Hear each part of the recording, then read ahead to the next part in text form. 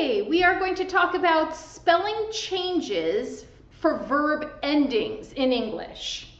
The most common spelling changes that you will encounter are these three that I have listed. The first one is doubling the final consonant. Sometimes it can be confusing. When do you double the final consonant of a verb? You need to double it before an ed or an ing ending under two situations that need to go together. The verb needs to end in a consonant, vowel, consonant, and it needs to be the stressed syllable of the word. Now, if a verb is only one syllable, that is the stressed syllable.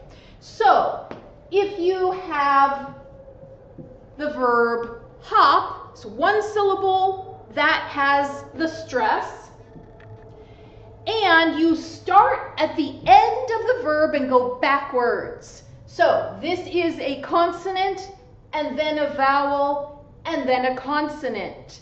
It meets the requirements, consonant, vowel, consonant with stress. So we do not do this. That does not work. We need to double the consonant. Instead of one P, you're going to have two P's. Same with the ing. This is how you double the consonants. What if it is more than two syllables? Again, you need to look for these two things, stress and CVC.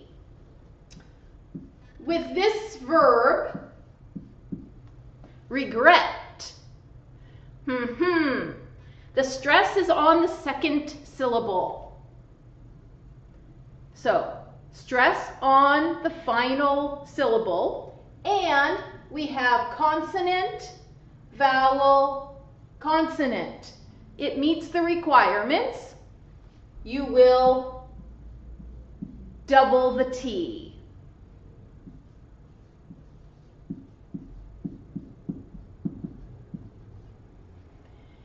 If you have a verb like, say, listen,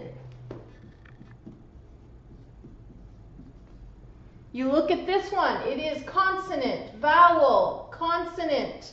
Where is the stress? Listen.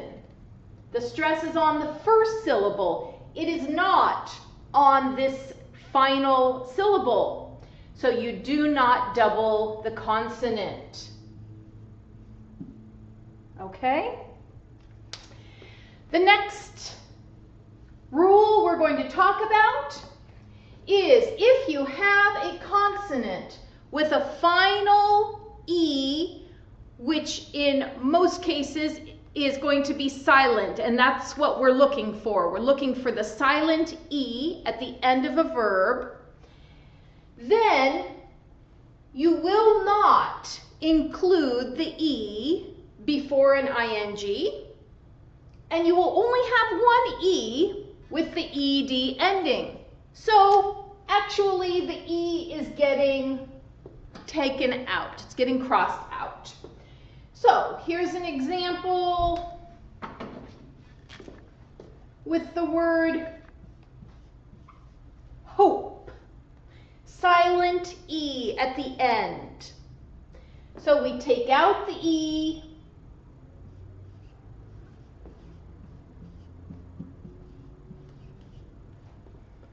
for the ing, and only one E in the ed. Now notice, this makes a difference between the verb hop and the verb hope. When we see this, we know it is the hopped word and not hoped.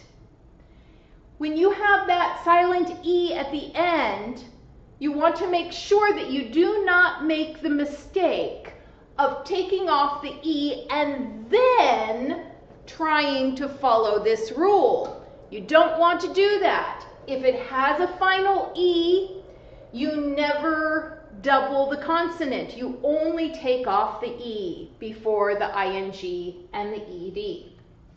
The final rule is that if you have a consonant with a Y at the end, the Y changes to IE before S or I before ED. So, for example, study. This has a Y at the end. It has a consonant before it. So this will change. There is no Y in studies or studied.